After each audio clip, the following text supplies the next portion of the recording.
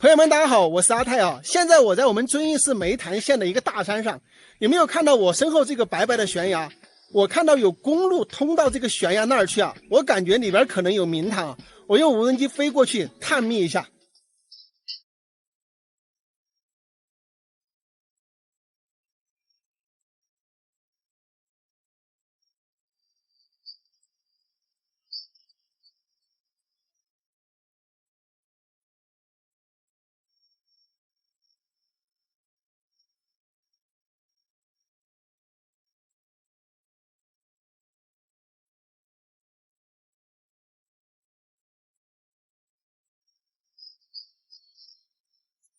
哇，朋友们，太神奇了哈！果然不出我所料，里面居然有个洞穴，里边还住了一户人家啊！我们下去探访一下。大家可以看一下，现在呢，我是在大山上，我要顺着这条路开下去，然后呢，这个地方应该有一个岔道，那么顺着这个盘山公路过来呢，到达那个地方，再有一个小道分下去，就到了这个洞的位置啊。我们赶紧去探访一下吧。你们看一下路边这些青草。这地方是不是不搞养殖太可惜了？这上面这些都是荒地啊。大家看这个路还是非常陡的啊，从这里一个比较窄的路下去呢，就到它的崖壁那儿。但是我们空中看一下是到不了它的洞口，可能就在洞口上边一点啊。这个路要小心一点，因为特别的窄。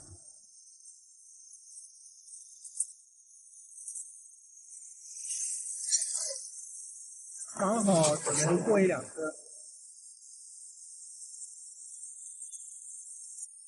我是从那个山上绕过来，从这里下来的。然后我车子呢不敢往下开了，这个路比较窄啊。它这个地方，然后正好弄来一个可以掉头的一个车位，那么我就不往下开了，因为我担心这个路特别窄啊。如果说开到它这个悬崖下去，要是没有地方掉头的话，就麻烦了哈。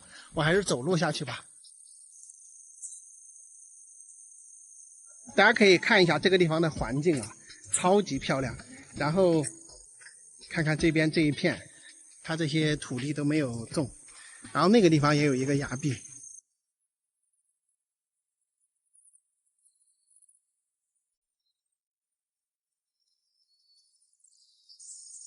哇，太漂亮了！这个是干嘛的？这是养蜜蜂的蜜蜂箱。看一下，下面都是小孔。这户人家居住在这个洞中，在这里养蜂啊。那个地方也有，上面那里也有。哇哦，这个地方真的是太漂亮了！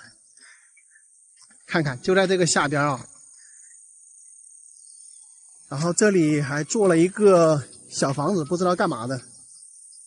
那么它这个车子呢，只能开到这里啊。这地方掉头都比较困难。然后这里还有一个小石梯下去，就到达这个洞里面。看一下一睹真容，太漂亮了！还有地下河，看到没有？那个边上还有地下河。但是刚才我们在这个航拍画面中是看到有狗的，不知道有没有主人在家。没有主人在家就比较麻烦了啊。看一下，就住在这个洞中。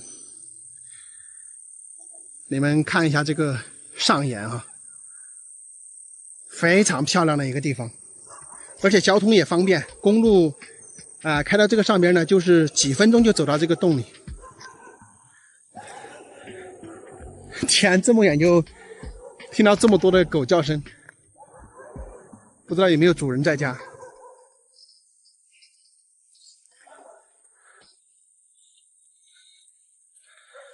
哇，那还养有鸡啊，太美了这个地方。哇，这里怎么这么多的荨麻？然后它这个地方好像是一个地下河出口，然后正对面就是这个样子的。那边呢有个村庄啊，正好它这里呢是挡住那个村庄的，对面就是这个样子，非常漂亮。哎呀，我听到这个狗叫声我都腿发颤。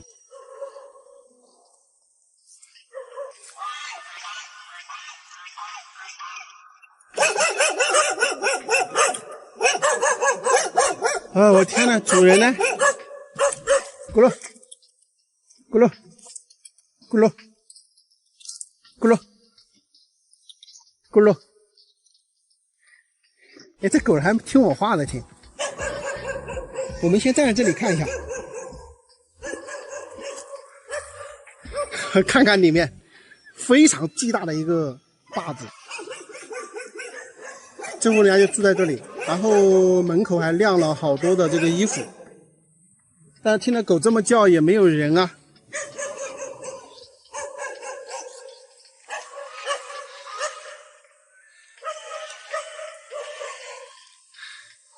这个狗好像跟我还挺友好的。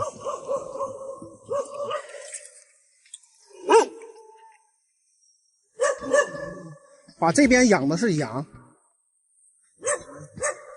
这个里边养的是羊，看到没有？就在这个门口。然后这个狗呢，对我还不算有敌意啊，没有人在家呢，它也没有咬。然后看一下这个洞里面，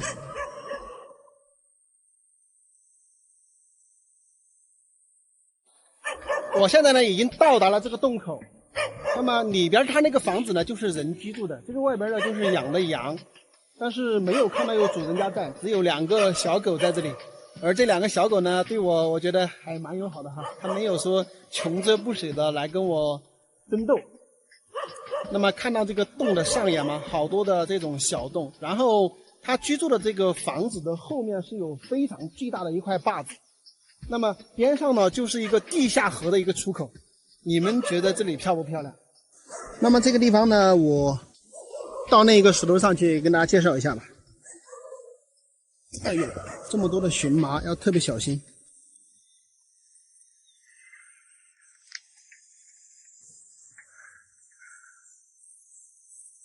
它这个上面有一个小房子，那么我们呢就是顺着这个小道下来，这里有一块巨大的一个石板，我们可以看到我脚下踩的这些石头呢，应该是若干年前这个崖壁上掉下来的。大家看这里有一棵树，正好是盖住的一个地方，那个地方怎么会长出一棵树？它水分从哪里来？真的是太神奇了。然后呢，大家肯定有疑问啊，那这一户人家呢是一直在里面有居住的。我们可以看到下边啊有晾了那么多的衣服，然后这里呢还有一个石墙，它这个石墙呢是隔来，里边是住人的，外边呢是养的羊，大家可以看到。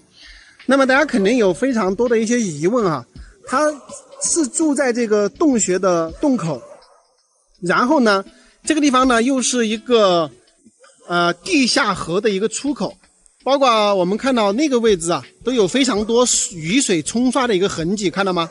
如果说一旦涨洪水什么的呢，可能上边那个小洞那些也有可能出来水，要不然它这个雨水冲刷的这个痕迹是从哪里来的，对吧？那这个呢是一个疑问。然后大家看这个洞顶啊，有非常多的一些石笋啊，其实也挺漂亮的，看到没有？洞顶啊有很多的一个石笋。那么没有主人在呢，我们没有办法跟大家介绍的非常清楚啊。然后这个洞口对过去呢就是一个山，所以整个地方的环境是非常非常的漂亮的。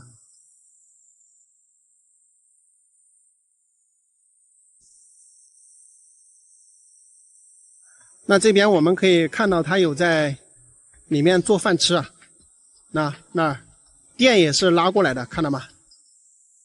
所以他这个地方是又有电，然后呢人呢也是在这里煮饭吃的，但是没有主人呢，我们了解不到更多的一些细节。那么朋友们，你们觉得他在这里居住了多久了？还有是一个地下河的一个出口，那么真正的涨洪水的时候，这里会不会淹？这是一些疑问啊，你们觉得呢？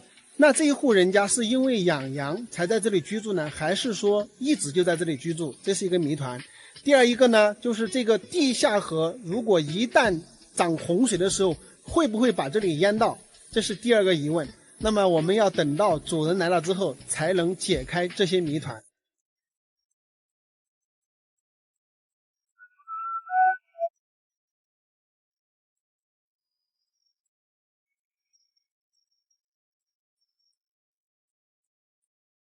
朋友们，这个地方是不是绝美的世外桃源？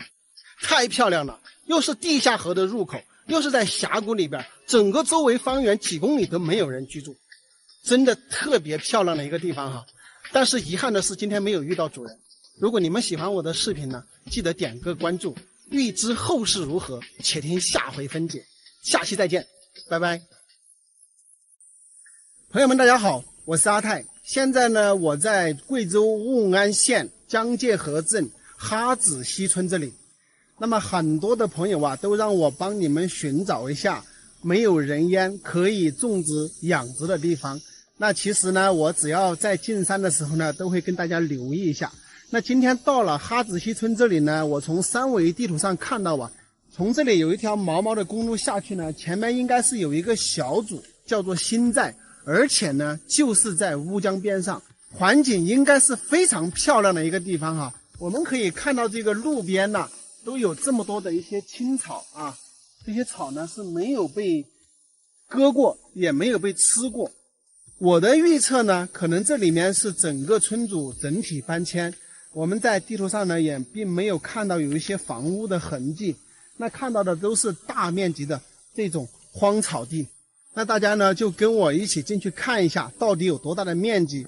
如果说你们觉得这里适合发展什么样的项目呢，你们也可以自己跟着这个导航地址来，然后呢到村里面或者镇里面去寻找当地政府去了解这个事情啊。我呢只是来跟大家发掘这样的地方，并不会跟大家去直接对接这个事情。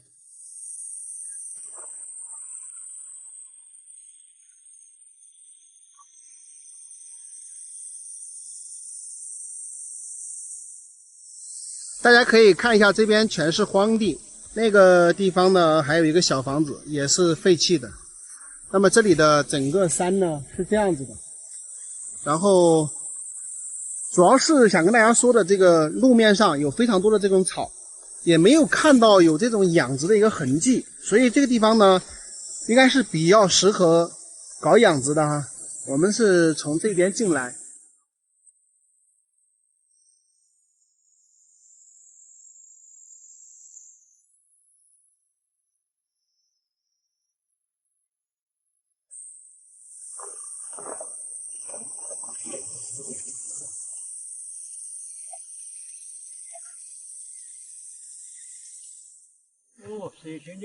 你们都搬到江界湖去嘞？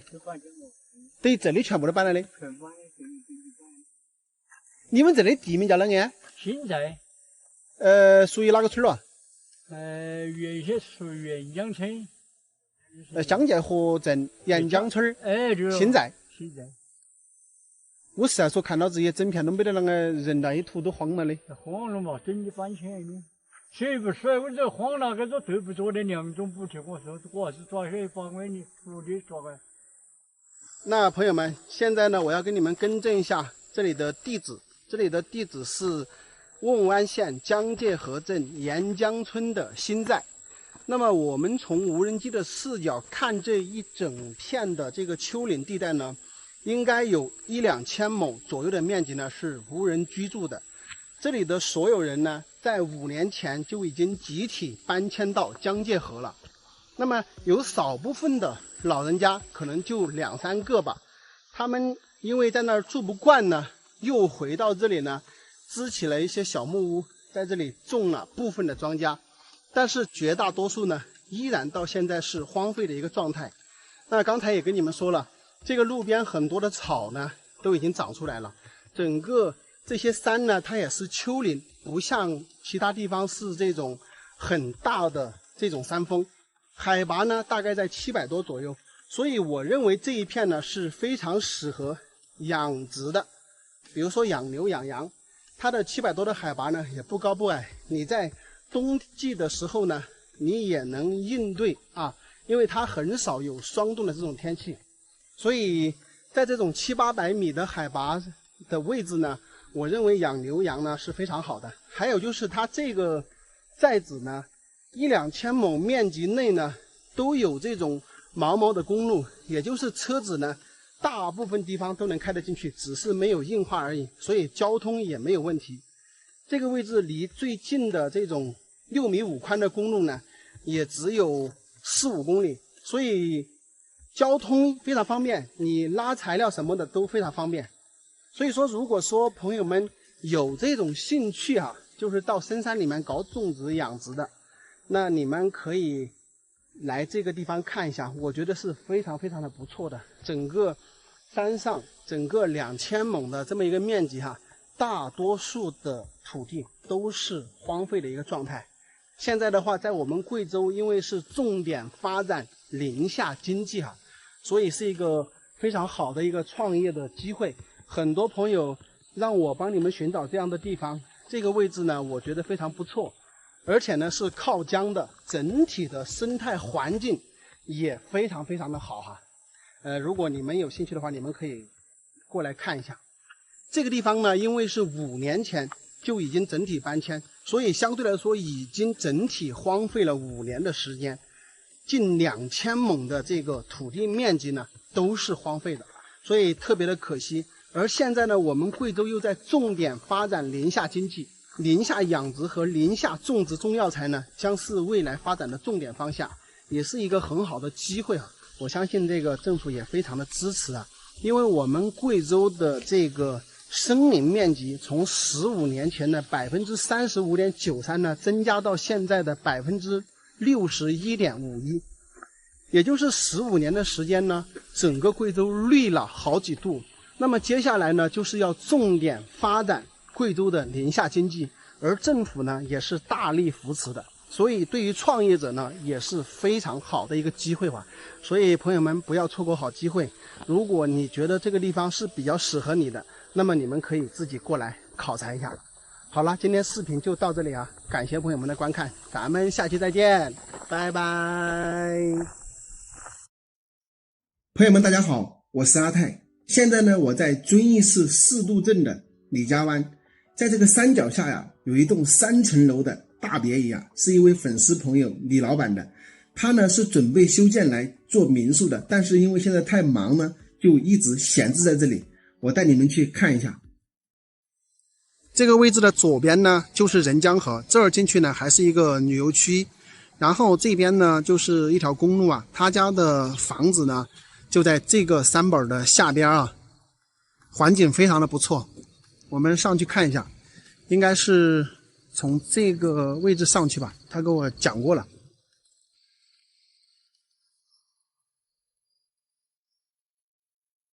就是这里这一栋啊，他已经在那里等我了，好大的一栋楼房啊！而且他这个房子呢是边户啊，正好在这个山的靠边，然后非常的清静啊，特别的大啊，3层半的房子，然后边上就是山。李总，你好。你到了哈，好，谢谢。你这才回来哦？我才回来。哦，你从那边到哪里啊？我就住在一般的城市里。有500多个人吗？你30块有个什么？啊，30块多啊。地基是吧？地基是170多了，170层啊。你总共花了多少钱呢？我们花100多万。100多万。120来万。那你写了个大修来准备做哪个？你最开始修了嘛？现在准备做哪个？开始准备搞民宿。哦。还是你在想搞民宿？上面的房间都是从按照标间来做的。房间里每个房间都是带卫生间。每个房间带卫生间。我现在呢已经到了李总的这个房子这里哈，我跟大家介绍一下，他这个房子呢是20年才修建好的，也就是去年，差不多是准新房。那里面呢很多的配套呢基本上已经做好了。本来当初呢是准备就是拿来做民宿的，但是他自己呢在贵阳有项目在做，所以这里呢就搁置。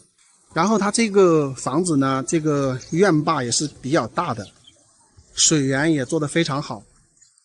看一下它整个楼房呢是依山而建，是独栋在这里，那边呢就是山了。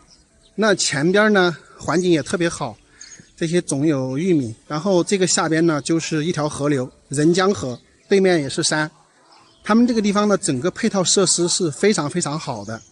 我们可以看到，它是一个大3层的别墅型的楼房哈，那么有3层半，整个的建筑面积呢有500多平米啊，下边的第1层的建地面积大概就是170平左右。然后这里呢就是大门进来，这个就是大客厅，那下边呢是3大间的一个房子，做了一些简单的装修。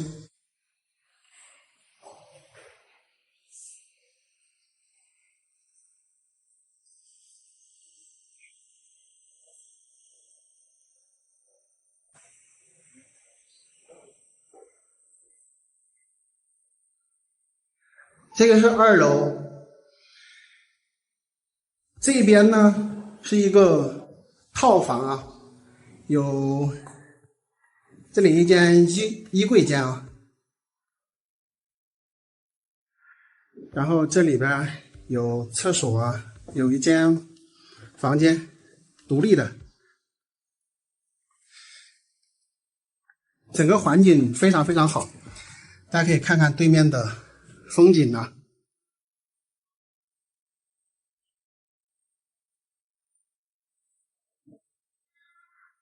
那么出来之后，这边是5间，也就是说，从我这个楼梯口上来呢，它这个左边这一间呢是套房，那么右边呢总的是5间，是单间的。我们随便进一间，大家看一下。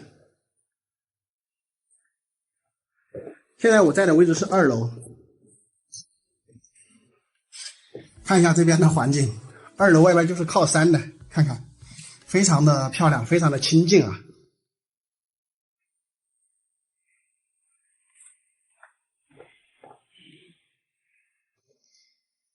这个走廊这里大家看看，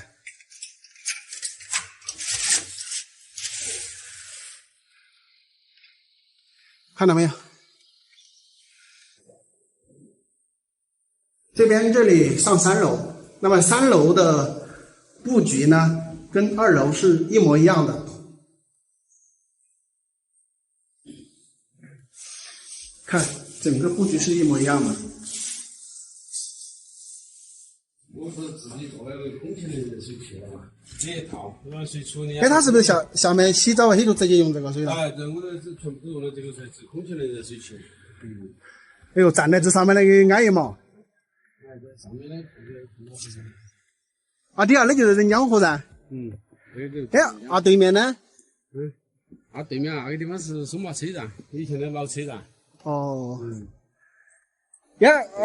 好像也是个寨子了哇，是哪点？苗寨嘛，就是苗寨。那就是苗寨哈，就是河对面的嘛。哎，河对面就是苗寨，苗寨对面这挨到嘛就是牡丹园了嘛。牡丹园也是个旅游区了哇。哎，牡丹旅游区。现在呢，我就是站在它这栋房子的楼顶，跟大家讲，这个位置的交通环境非常的便利啊。从这个位置到最近的高铁站只有2公里，到4渡镇上也是只有2-3公里，到遵义市区有30多公里，特别近啊。上高速的话，20分钟就到了。那么整个周围有非常多的景区啊，到娄山关景区的话，大概是10多公里，20公里不到。然后从这边过去呢，到这个四面山啊，就是重庆四面山的这个原始森林保护区啊，也只有20几公里。整个这个位置呢，就在这个任江河边上。之前我跟大家讲过这一边啊，整个4渡镇和板桥镇的话是非常适合避暑的一个地方，因为它整个配套设施非常的完善。像我们对面的话就是一个苗寨，这个边上的话就是牡丹园的这个旅游区，所以相对来说在这里非常亲近的同时呢，整个周围的配套设施是非常非常完善的。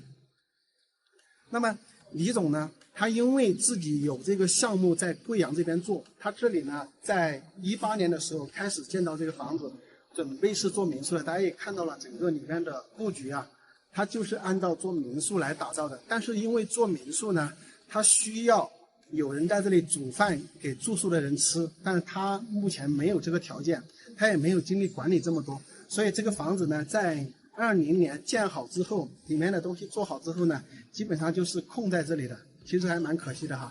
他的意思呢，就是如果有朋友喜欢的话，他可以便宜一点把这个地方租出来啊。大家有喜欢的呢，你们可以自己过来跟这个李总商量一下哈。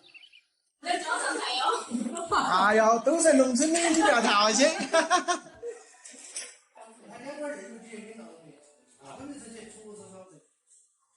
这个他摇到你摘一他不能吃，3个回来放鸡的。整嘛要整累死了，不上嘛？钱嘛整不到。钱这样子包裹也没得鼓，这样子嘛，一个包裹嘛我还可以搞包裹通通车，这样子的包裹都没有搞通通车的。全部都没中包裹？全部都没中啊！你看他家工厂点出的全部中了，还叫我买全部中了，还叫底要哪的？他还叫投了。这也包都是。野蒙地，你就是野蒙地卖到2000块钱不？2000块钱。这块钱要蒙地个这的，我的天哦，我们干这个。卖到2000块钱，卖到500块钱好。但是我觉得搞不起哦。搞起了是5天的。你还看你里面那个除草啊、整治肥料啊些呢？你看那只看肥料、投资或者还交中钱，人工钱直接不要提。你还把种子减了，也挣钱都好得多。然后你把鸡饭价点钱都挣不起来，他也可以要。咦，那这你真的恼火。恼火？你随便种哪个应该都比还种海椒强嘛，像那样上的话。对啊。种包裹都比还不种这个强的。那摇到你种了，不能种包裹，不能种高粱，这个不能种啊，高粱是哪逻辑的？高粱为啥不能种？高粱价格高噻。高粱价格高嘛，它是人家在高杠杆，它不能种嘛，挨不了。你又想在这个啊，现在你不想在这个改油嘛，很合理。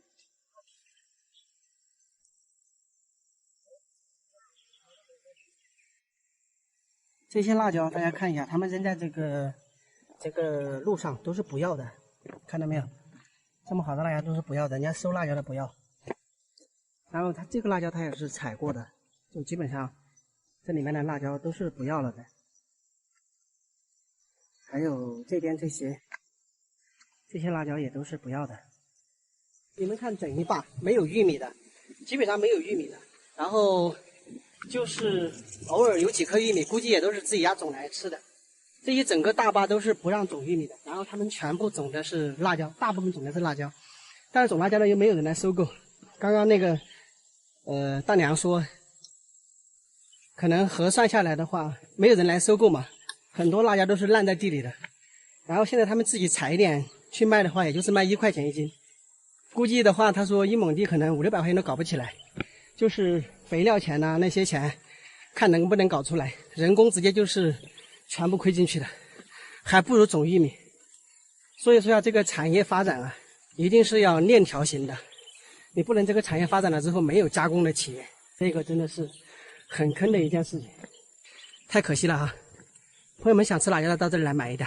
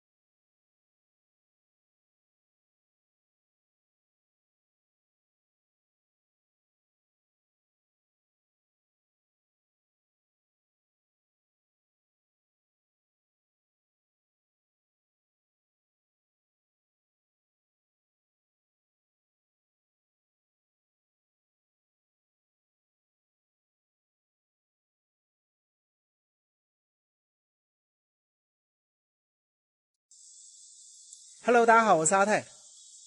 我在这个大山脚下发现一户人家啊，这里房子在这里啊，但是好像是没有人居住啊。这里公路已经断掉了，我给你们看一下，环境很好。这里有一条河，然后公路是从这里下来的啊，这里是一个峡谷。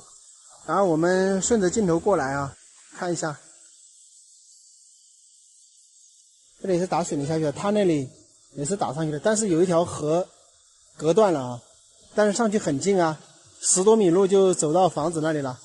然后他这一户人家呢，正好住在这个靠山这一块土地里，只有这一家住在这里。看一下这边，这边都是大山，是吧？全部阻隔的大山。然后我们往前走，看一下它正前方，你们看一看啊。哇，这条河真的很爽啊！然后看到没有？就这一户人家居住在这个位置，你看那边有一个悬崖，然后左边呢分有一个水下去，然后右边呢也是有一股水流下去了。就他这一户人家被阻隔在这个中间了，很舒服的。公路是从这里下去，然后顺山走这边走的，那边没有路啊，那边没有公路，啊就顺山往这边走。然后这一户人家就正好住在这个位置。然后这边是进来的路啊，你们看一下这个位置爽不爽？这个公路上基本上很少有车的，现在啊，很少有车往这里过的。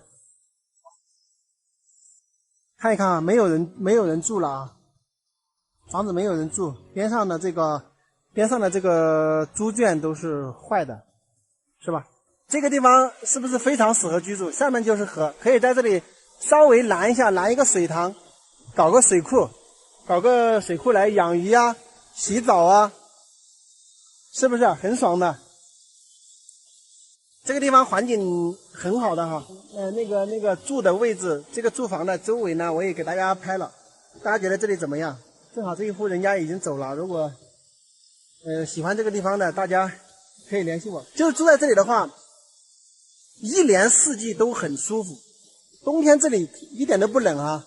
冬天这个地方是不冷的，海拔大概是700多米的样子啊，不冷。然后夏天呢，它这个沿河道呢，一直都有这个河风的，啊，一直都有风，不会热。即使是热一点，你坐在河边，坐在那个树底下阴的地方就很凉快了。或者说大家喜欢清静的地方呢，这是一个非常好的一个地段哈，而且又方便哈，公路就在边上，很方便的。还有一个很好的东西就是什么呢？从我后面进口过来的这个路前面一点，大概就是100米左右，有一个凉风洞，就专门避暑的凉风洞。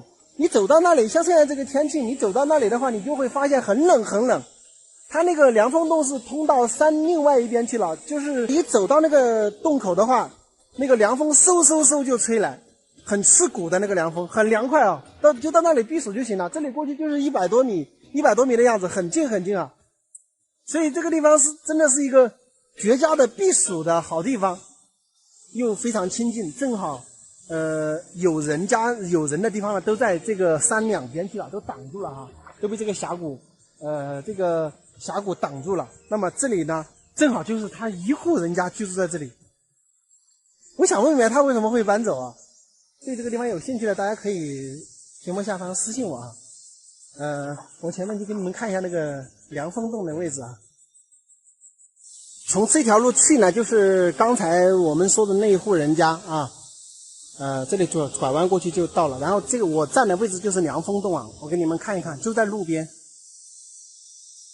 就是这个洞，很凉快的。我跟大家讲，从这里吹风出来很凉爽，可以在这里弄一下，整个麻将桌在这里打麻将，上面遮一下。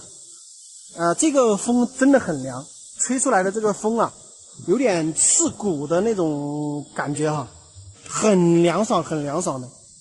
你走到这里，你就要穿衣服，你只有穿一件这个，你在这里站不了多久了，你站个10来分钟、20分钟，你就会冷，直接会导致你感冒啊。所以说，是不是好地方？刚才那个地方。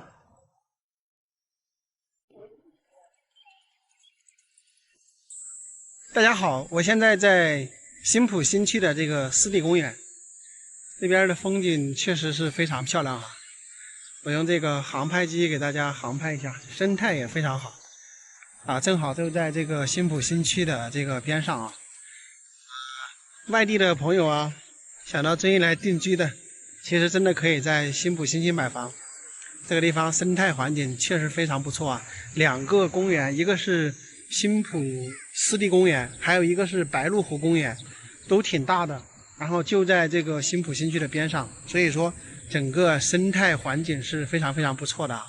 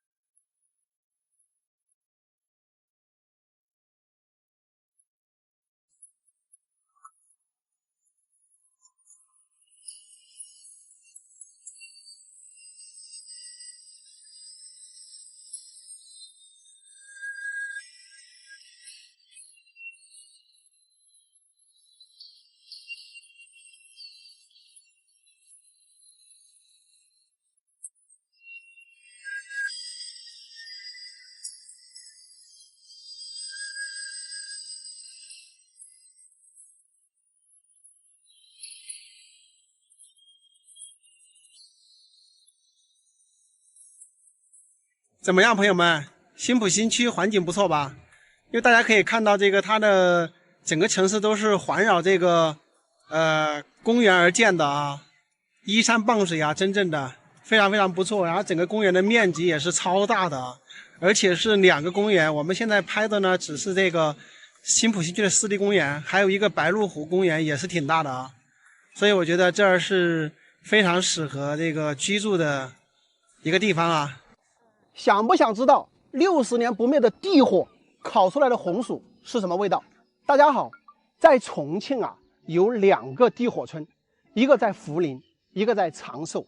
涪陵的地火村呢，前2天已经带大家去看过了，是不是非常的神奇？但是长寿这个地火村更加的神奇，因为它的地火至今为止已经燃烧了60年不灭，这到底是怎么一回事呢？我已经迫不及待想要去看一看这长生之火。走。我问李老师，这个火燃起来好久了？56年。56年。哦。几十年？500年。4大年。500年。500年就燃起来的是吧？56年来转的，转了个57年的下半年把你走了2年多点。就从这个地方转出来的火是吧？哦，这里转出来之后，至少是第一口气。转出来之后就把火点起了。一直都有火。转出来就一直都有火，从来没熄过啊。那有条石油火的嘛？石油火。哦，下面有条石油火。这个拿了给你后本来是6期的。重庆人是说的炭火锅，不是上火锅。啥子玩意呢？炭火锅。炭火锅。我就晓得今天有人在这里请我吃饭，要不然我都不来了。对呀、都晓得我要来是不是？这个妹妹就是地火村的哦。我是隔壁村的。知道我们要来了，都在这里搞火锅吃呢。哎呦，你们太客气了，真的是。我们现在已经来到了这个地方啊，大家看一下，真的是非常的神奇。这个中间冒出有3个地方有火，包括这里这些地方都有火。然后来的途中遇到一个美女啊，他们在这里煮火锅，也在这里开直播。大家可以看一下这个整个周围的环境啊，这边都是一些玉米地，就中间这一块地方呢，冒出来这个地火，特别的神奇吧？有朋友会怀疑这个是不是假的，你们看看哪里像假的呀？对吧？整个周边都是一些绿色的田地，不存在假不假。它这个地方就是冒出来地火，至今为止已经有60多年的时间了，是58年的时候这个地方开始着火的。我都担心这一户人家把这个玉米棒子种在了这个地火的旁边，等一下这个玉米棒子成熟了之后，会不会有人直接从这儿掰了就这边烤玉米棒子？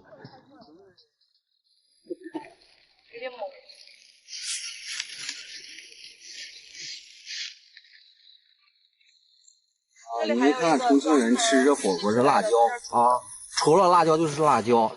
那个喜欢重庆火锅、喜欢重庆美食的，给我们点点关注。竹笋，来，它那里面鸭子，竹笋下锅。鸭子这个。哇！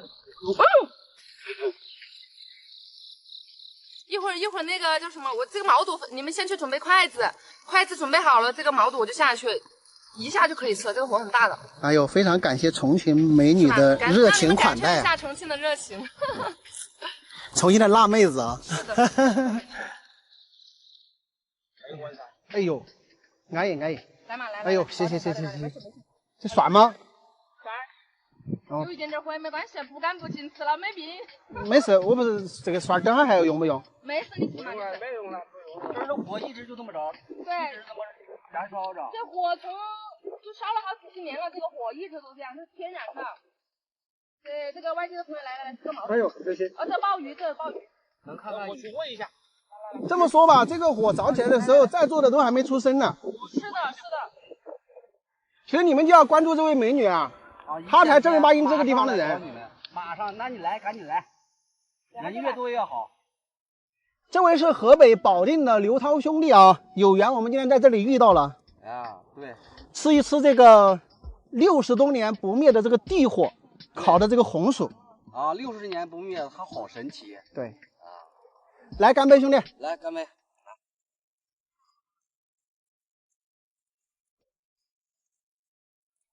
吃了这个红薯啥感觉啊？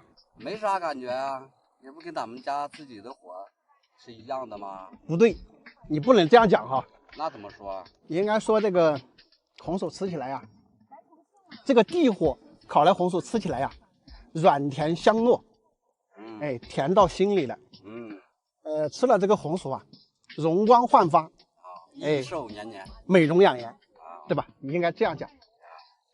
而且这个红薯啊，它还很顶饿。我们吃一个红薯能顶一顿饭，这样呢，咱们这个红薯啊就可以卖得贵了。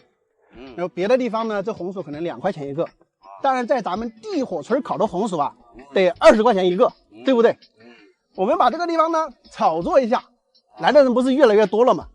等他们来的人多了之后啊，咱俩就搁这儿支个小摊儿，烤红薯卖，你说是不是个好生意？好生意，想法不错。对，所以说要这样讲，对不对？对。来，继续干杯！来干杯！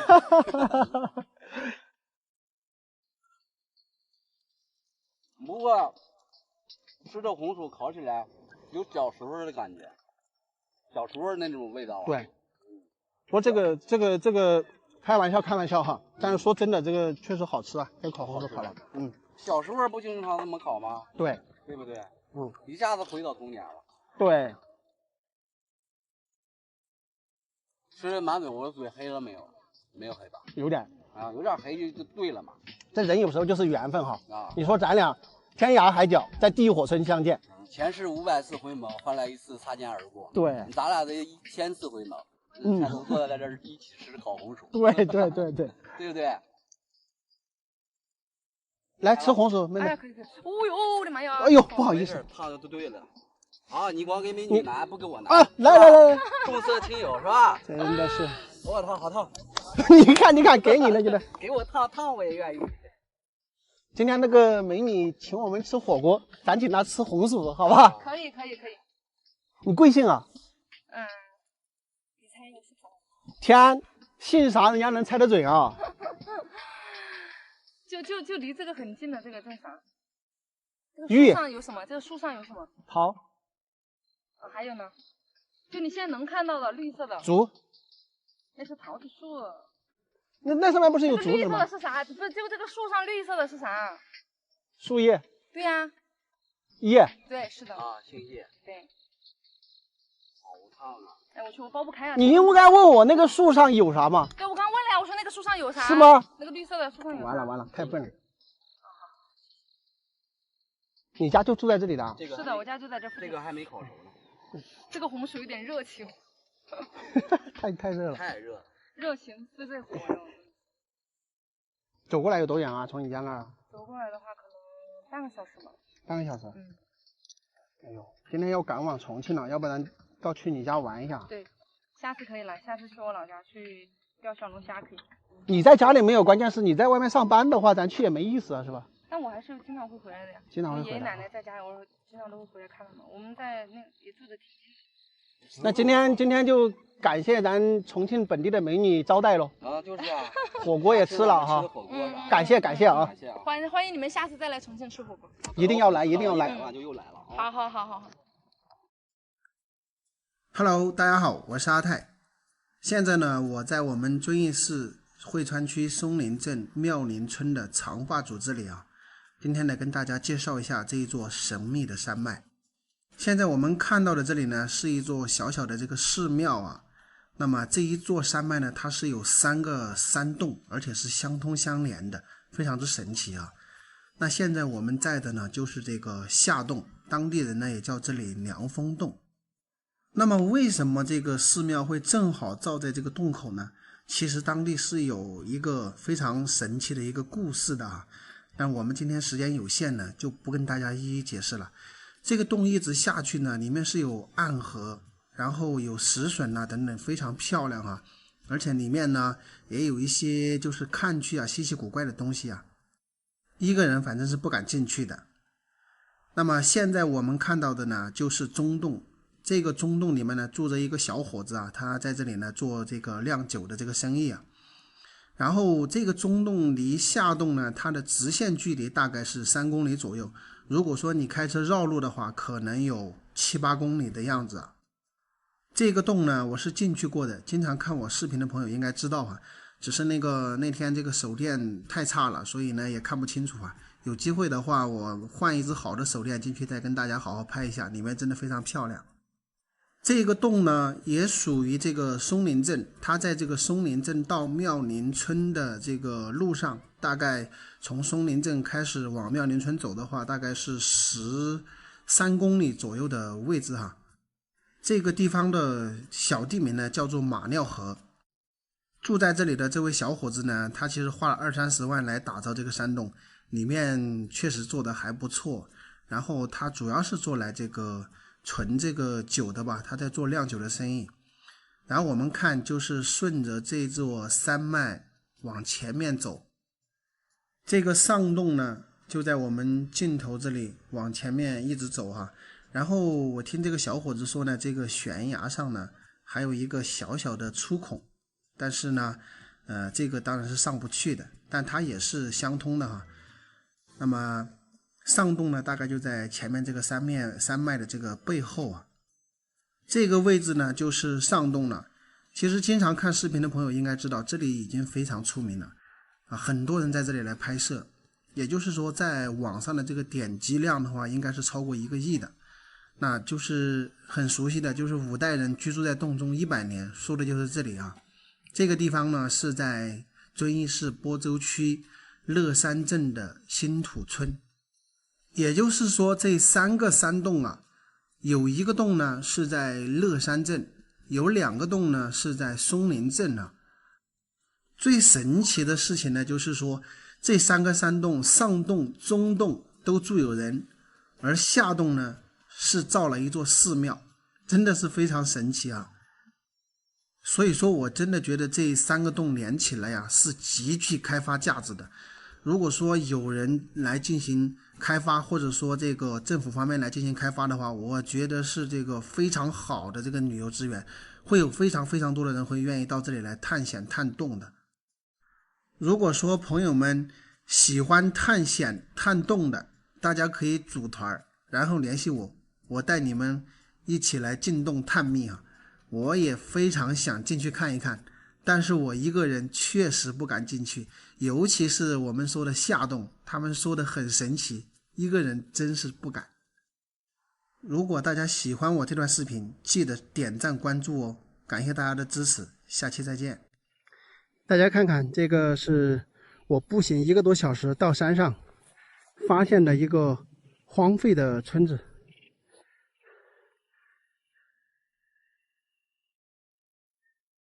曾几何时，这个地方也是热闹非凡，是吧？然后现在呢，只看到一片的荒凉。那么这儿的环境啊，非常的漂亮，但是已经荒废了，包括土地、房屋周边的这些土，是吧？全部都是荒废的，特别的可惜。就是因为不通公路，因为到这个位置呢，我也是从山下走了1个多小时走到这个位置的。朋友们喜欢这样的环境吗？这个位置特别适合隐居，而且呢，地理位置也非常的不错，感觉风水也挺好。你们看看这个后边，是吧？都是这样的山，然后，房子呢就在中间这个凹槽的这个位置啊，然后前面有一个小山板挡住，那么再往下面就是一个大峡谷啊，我就是从这个大峡谷里边走了1个小时走上来的。那么在这儿发现这个荒废的村主啊。朋友们喜欢这样的房子吗？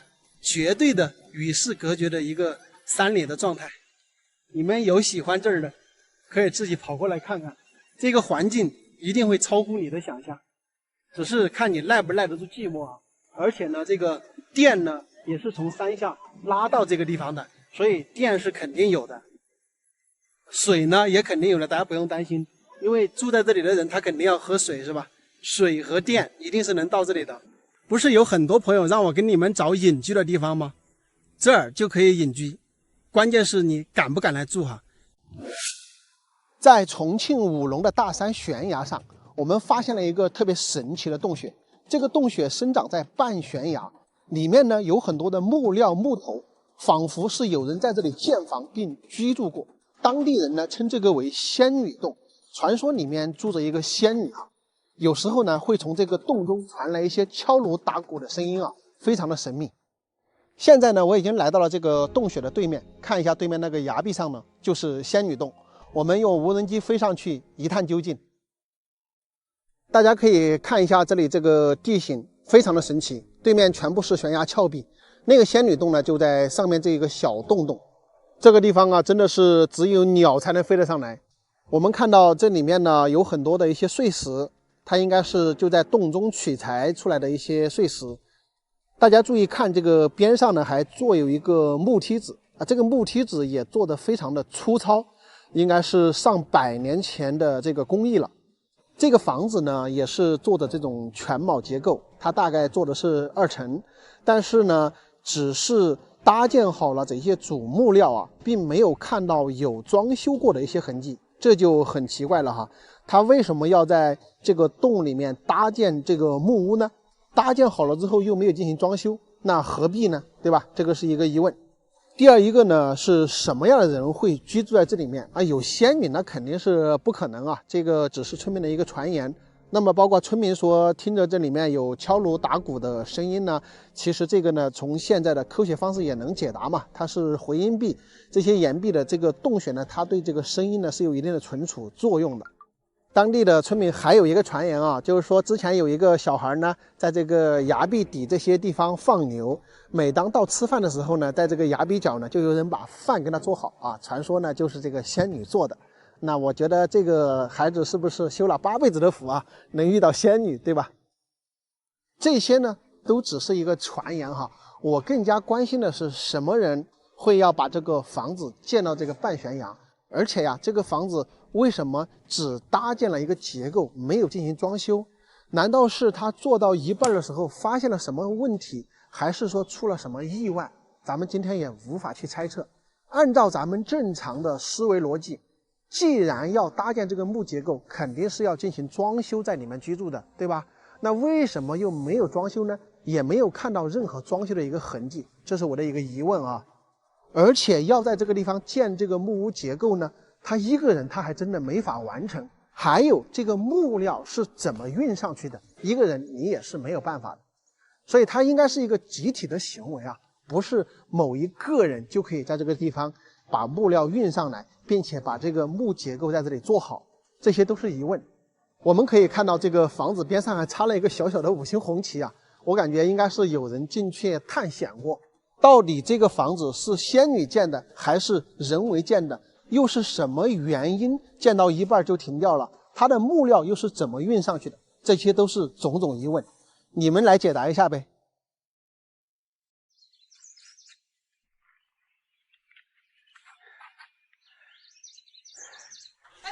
走走走，你也干了我都哦。哎呀，他那天就不了，小李家都在外面哈。我小郎在3多万去。对，哦，哎，我们这儿住的要得。要得完了，要不怎么进来呀2块啊。2块啊。你们自己你们买的吗？真的，真的就。咦，这太客气了，太客气了。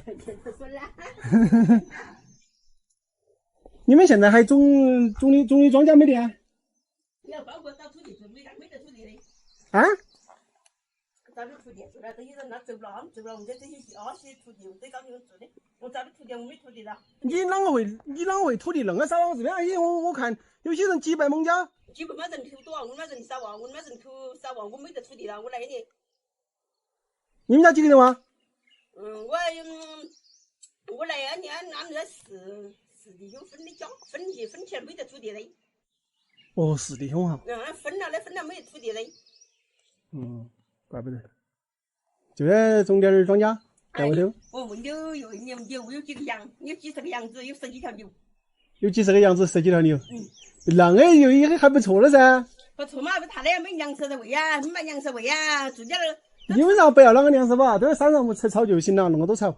没在有那些瓜子了，那些瓜子喂。我看你这还有这个椅子是，你家有。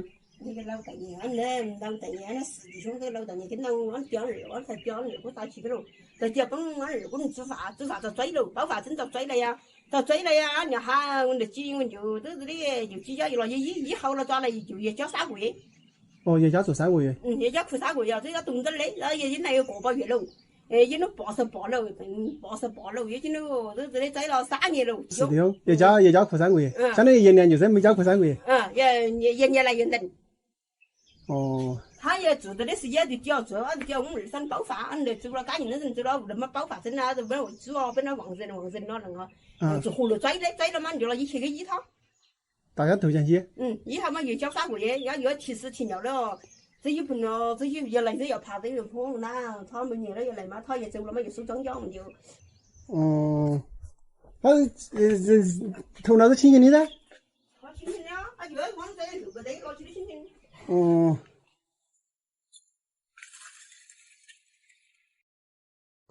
我是这。走啥的情况？门天2块钱。不要紧。我就看门天2块钱，这门天2块钱，门天来。那你啊？他认不了的，他到2路。他认不到哦。认不到2路成家哈，你叫呼叫了，认不到。他要在这个门天做牛。来。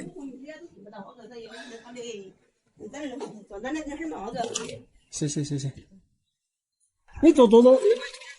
小菜油菜都是的哦，我在那等那苦尽尝完了，烧的。那你现在觉得我都不是老人家也吃个不到哈？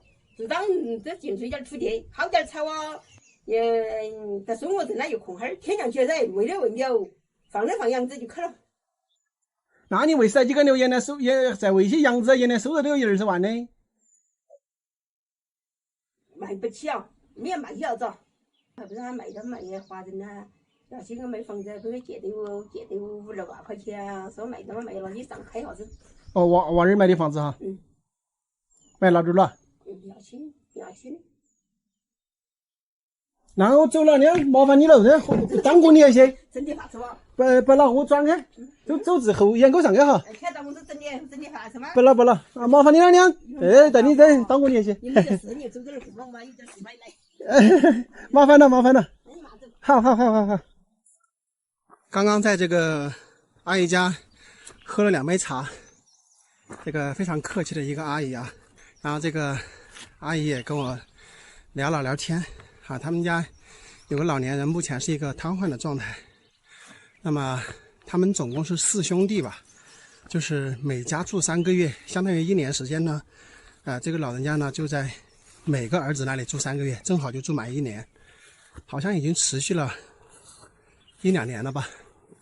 问问大家哈，就是说这种多兄弟的家庭，如果真到哪一天呢，这个父母动不了了，那么这个赡养问题，还是说在某一家比较好呢？还是说就像他们这样，平均分配，一家待几个月好？朋友们，大家好，我是阿泰。我们今天呢是来到了重庆的巫溪县，看一下我身后这些高山崖壁啊，再加上油菜花，就像一幅水墨画一样，非常漂亮。我的正上方呢，就有一条非常出名的网红公路，叫做磐石公路。何为磐石公路呢？因为它这条公路呢是修建在2座崖壁之间的夹缝之中啊，非常的险峻和震撼。很多老司机呢都不敢挑战，女司机更是望而却步。为什么这么难呢？因为这个公路它是呈锐字形，几乎垂直的向上攀升，拐弯的地方啊都是要来回倒几把之后呢才能拐得过来啊，非常的险。而且你的车后方呢就是很高的悬崖峭壁。在这条公路上开车呢，它不单单要考验你的3路车技啊，更要考验你的胆量和勇气，可以说是非常的艰难。今天呢，阿泰就要带大家一起去挑战一下，看看我们能不能挑战成功。我们这里沟浦路的视角呢，也同时开起来了啊，大家可以来这个第一视角感受一下。哇，真的非常的震撼，而且这个路是很窄的啊。这边拐弯的时候呢，我们尽量的靠边一点啊。有些路呢，你看就拐不过来，所以说这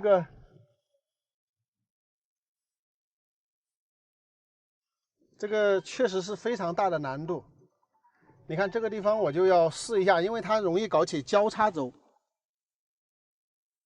上面有一个人在那儿，不走吗？不走吗？走啊，那就走啊。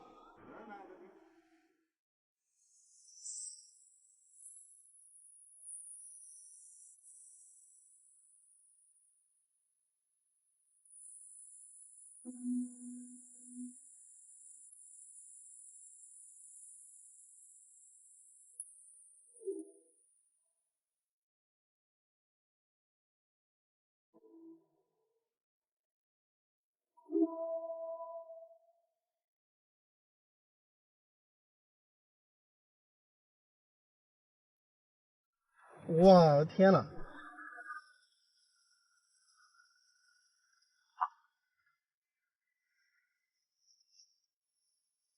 我感觉开上去都得冒一身冷汗。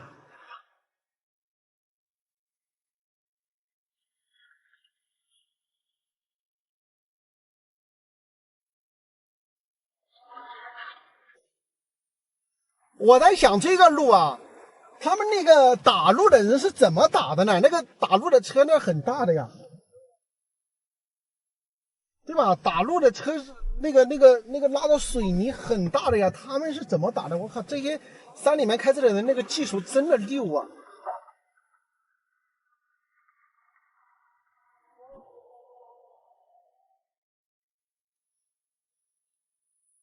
说实话，惊出一身冷汗。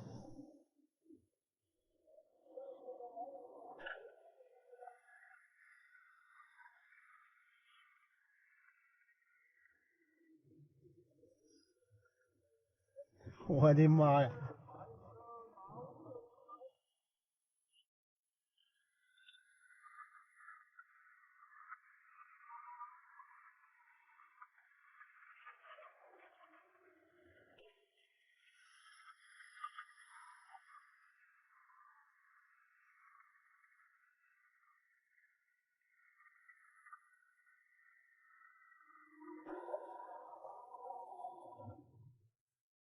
哇，朋友们，这个路真的是非常的震撼啊！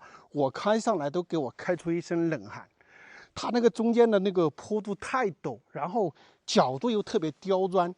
如果说你对山路不娴熟，真的不建议来挑战哈，因为你在中途来不来去不去的，还挺吓人的。所以说讲实话啊，我自己开过一遍之后呢，我真的不建议不熟悉山路的人来挑战啊。那么这条公路呢，是上边这个村庄出去的唯一通路。这个地方呢，它又叫做令牌路。为什么呢？因为咱们这个面前这墩石头啊，就像一个令牌。可能云贵川渝的朋友知道啊，就是那个道士用的那个令牌。所以说它这个公路呢，也被称之为令牌公路，也是这个山上的这个村庄出去的唯一通道。也就是上面这个村庄呢，它是住在一个孤崖上面。只有这个地方呢适合修公路上来，你要走其他地方的话，你就要修那个崖壁公路，那个工程量是非常浩大的，比这个工程量还浩大。因为这里呢，它正好在两座岩体之间一条夹缝，所以说这里呢正好可以弄成这个 Z 字形的这种形状呢，慢慢的把车开上来。虽然说很费劲啊，但是最起码是做到通路了。上边整一个村庄在这条公路未通之前的话，他们真的就是与世隔绝一般啊。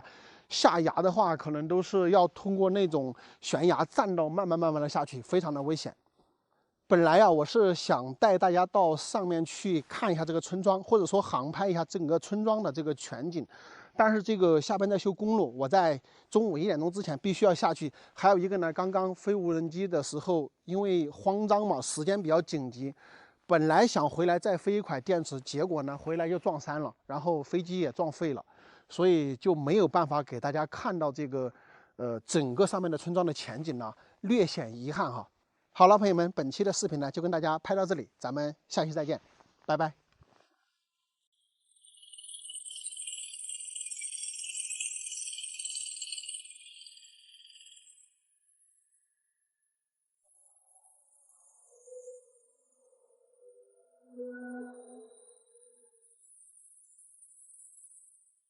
地打的差不多了，回家去新搞魔芋吃。你们想知道魔芋怎么搞的朋友，我下面呢会把步骤给你们说的清清楚楚，你们可以自己在家里面就可以搞魔芋豆腐吃啊。这个已经是洗干净的魔芋，很大一个，然后现在是开始把它宰细啊。大概这个魔芋呢，就是宰这么细就可以了。这个魔芋外边看着黑黑的，里面特别白，很漂亮。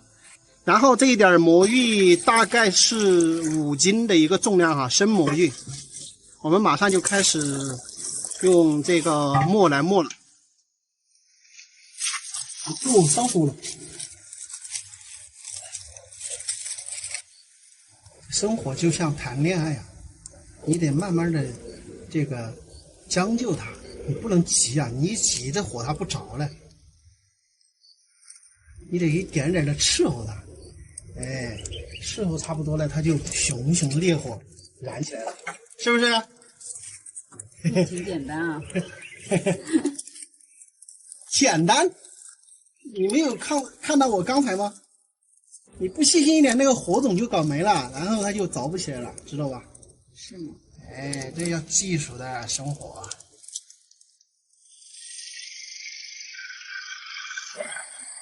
那么用这个电木磨的时候呢，手上抓一把米，偶尔呢放几颗进去，就是它好下一点。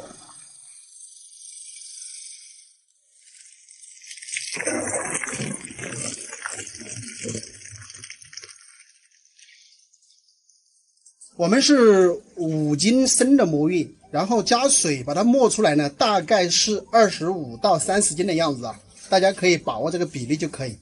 忽略那边的猪食啊，那边是煮来喂猪的猪食。这是我搞的火，看看旺不旺？我们火已经升上了，那个倒进锅里面去之后，就要用这个木铲子一直这样搅动，不能停的，大概要搅1个小时。哪里1个小时？这个蒸了就熟了。搅开了是吧？就搅到这个已经煮开了，那么就一会儿搅一下，一会儿搅一下，反正就是要停留1个小时左右。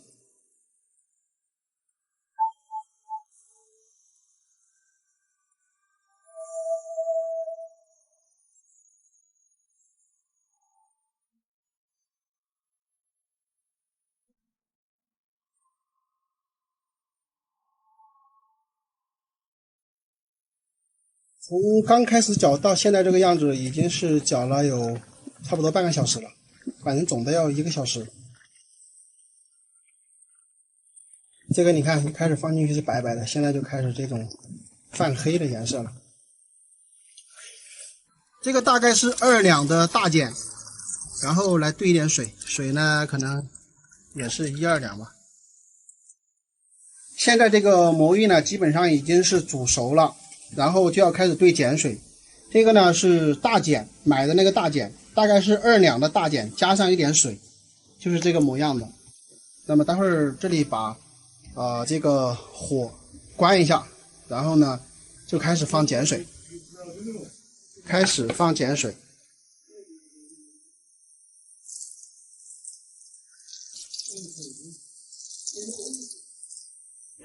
放进去之后呢，就要快速搅拌。这快点揉，人家太慢了。快速搅拌呢，就是让这个碱水快速的渗透到这个魔芋里边去，那么它就形成魔芋豆腐了。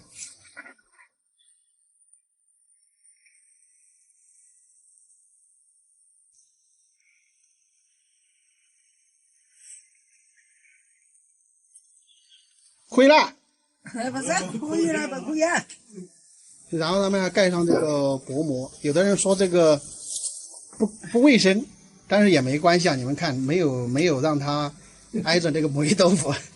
刚刚用薄膜盖了大概有10分钟，然后就已经好了。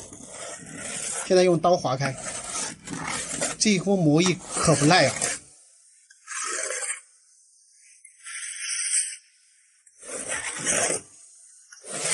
马上用锅铲把它铲翻过来，再烧火，用水煮一下，哎，就 OK 了。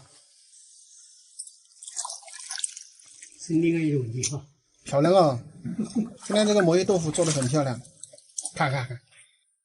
水开了之后，把这个魔芋再煮一会儿，就大功告成了，朋友们。我先来搞一个包谷吃啊！哎呀，这样的包谷吃着才有灵魂呐！嘿嘿嘿嘿。我们来掐一点这个，我们来弄一点这个分葱，这个去等一下搞胡辣椒来蘸刚做出来的魔芋豆腐，那家伙味道真的不摆了。然后我们已经切好了这个分葱，把它放在碗里。这是我们的柴火胡辣椒，加一点在这里边，看一下啊。然后我们加点这个盐，加点鸡精，我这里只有味精，我就稍微加一点。然后呢，这个我们提前炸好的花椒油，这个家伙才美味是吧？加一点点到里面啊，我稍微多加一点，这个很香的。然后呢，加一点酱油 ，OK。然后再加一点矿泉水，不是冷水就行啊，不一定要矿泉水。然后就这样，筷子把它搅均匀就可以了。那这样呢，我们一碗香喷喷的柴火胡辣椒呢就搞好了。待会儿我们的那个魔芋豆腐切成片煮好了之后呢，就这样直接蘸着吃啊，非常美味。我估计北方的朋友呢，很多都从来没有像这样吃过东西啊。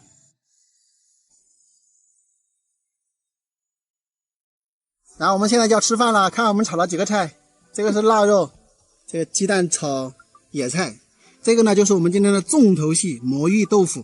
这豆腐呢就是我们刚刚不是已经把魔芋豆腐做好了吗？就切成这么一小块一小块的，再用这个水把它煮一下就好。然后现在呢就来蘸这个胡辣椒，哎呀，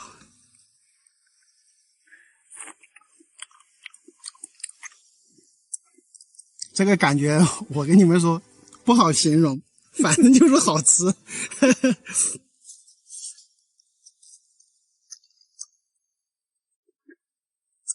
用我们本地话就说就是巴适得很。可以了可以了。这个魔芋豆腐就是我老妈全程做的，她是高手，好多东西都可以做。叫什么？我不知道。刚刚我们录这个宰魔芋的时候呢，没有让大家看到山坡的魔芋是什么样子的。大家看看，这个就是魔芋的杆，那么它像蛇皮一样的，上边的叶子呢是这样伞状的啊。然后我现在呢就在这里刨开，给大家看一下里面的个是什么样子的，也是黑黢黢的。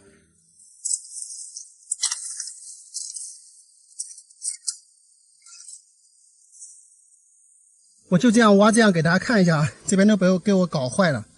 然后呢，它这个皮呢有点带黄的，这个比较小，这个可能只有1-2斤吧。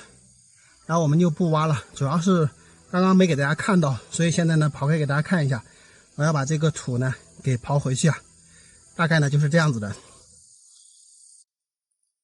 朋友们，大家好，我是阿泰啊。很多朋友在后台给我留言啊，问东北大哥的下落啊。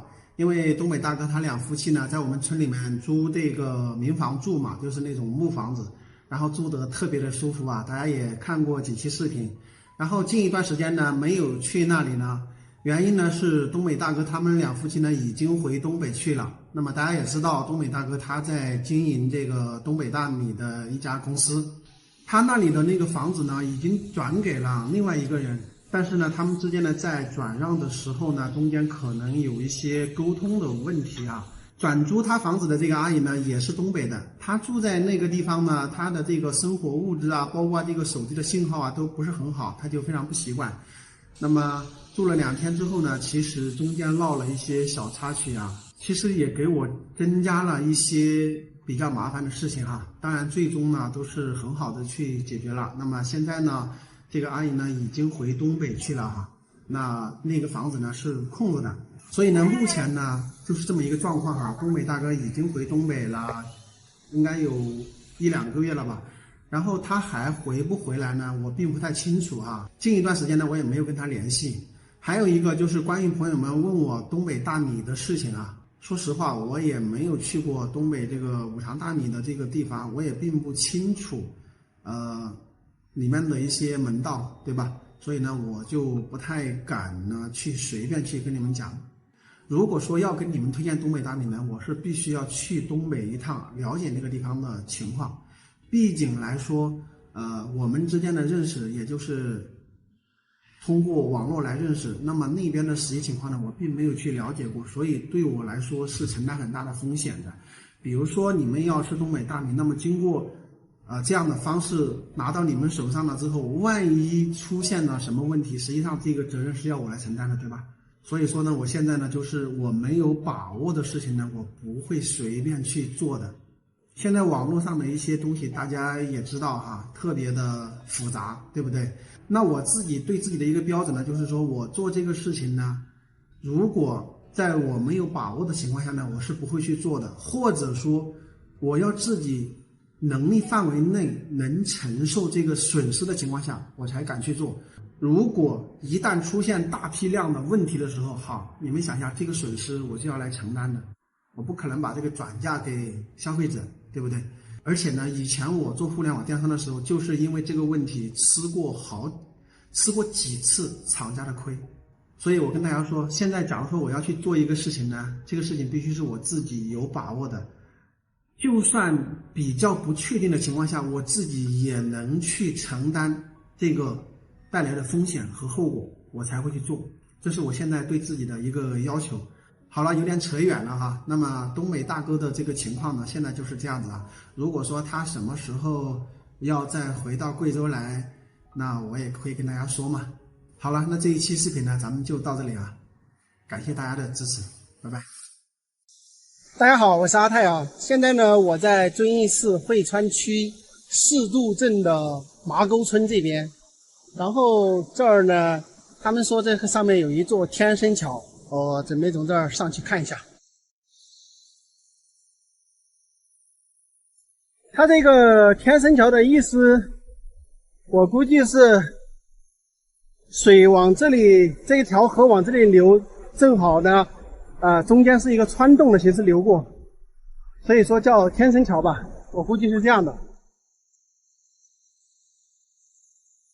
这个洞中有一个寺庙，哇，就是这里。说的天生桥就是这个位置，哇，好滑，好大的风。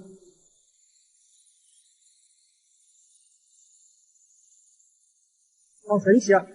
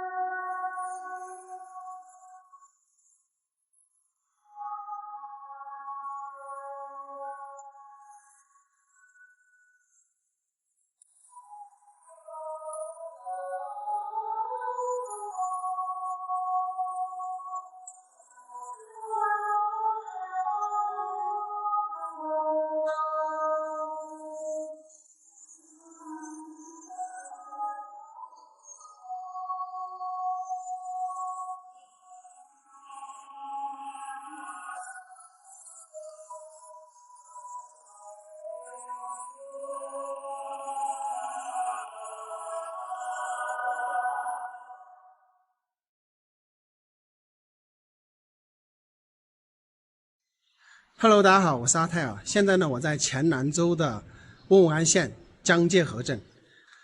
大家可以看到我身后这些门面全部是关门的，实际上是开发的一个商场。但是呢，镇上毕竟人数太少嘛，所以这个商场基本上已经开发4、5年了。那么这些门面还是没人买哈，就是全部空在这里的，包括后面也非常非常多啊。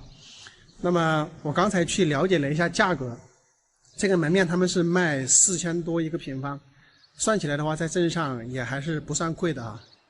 那么，为什么我要跟大家说呢？就是我觉得江界河这个地方呢，因为好多朋友让我跟他找这个可以避暑的地方嘛，我觉得江界河这个镇呢还是非常非常不错的，所以呢就走到这儿来之后呢，就跟大家稍微介绍一下哈。那么这里面这些门面呢，全部都是空的，都是没有卖出去的哈。价格是4000多。那么等一会儿呢，我们用无人机给大家拍一下。我估计大家非常感兴趣的呢，应该是这个住的这个商品房。那么前边这些呢，一栋一栋的呢，都是当地的人他们买了地盘之后，然后每一家修一栋这样修出来的，没有正规的楼盘开发房子啊。但是呢，他们这个房子卖的也不贵啊，就是如果说是2楼、3楼的话，大概是1100、1200的这个价格哈。如果说是到4、5楼的话，可能就是800、900块钱一个平方就可以买得到。那么如果说是，所以呢，因为有好多这个朋友嘛，他跟我说，能买的话就最好啊。那么像这种镇上这些房子呢，就是可以买的。但是买了之后呢，你只有一个合同啊，因为房产证是只有一个总房产证的，也就是说，他们每栋房子只有一个总房产证，你只能有这个合同啊，这点大家要清楚。那我们为什么我说这个地方适合大家避暑呢？我用这个无人机航拍一下，再给大家介绍一下哈。江界河镇呢，离瓮安县城有40公里。大家可以看到这个小镇上的这些道路啊，包括这个房屋啊，都是比较整齐的。那么实际上它是2012年河乡并镇刚刚新设的一个新镇哈，所以看去是非常漂亮。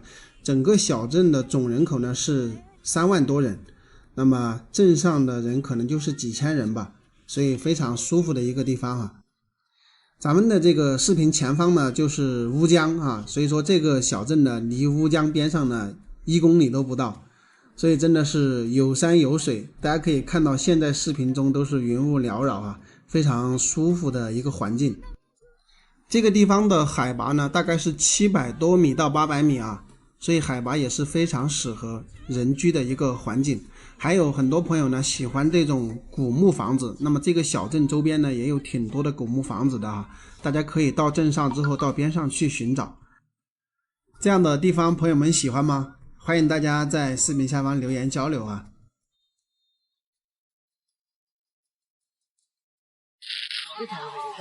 一朋友都自己把菜，但农村呢，我们农村呢，1块钱的电费就这个3五年，也是这个不炒糊吗？我要不要几天就可以扔了？搬来这来也有好处，也有坏处哈。对，就是像你这种有情绪的农村，因为这个想法跟那个往上增加很多负担哈。因为不拿钱的你啊，这里出生生存，拿着你啊，他又没得拿呢，想法这个付出之间了，你很就意见了，我知道了。你比他拿呀，他又不干；再比他拿呀，他又不能生存。你看这种啊，还有些这种，以前老姐有些这种生存小区啊，都已经做到，以前老姐的买菜去，可是讲老姐就不能生存。尽管用2块钱五菜买你花菜，至少有2块钱了，人家才卖给我。我们农村啊，说的是呢，随便种点就可以解决。7、8万的菜，可以说农村的菜啊还要新鲜点。是。这个就是。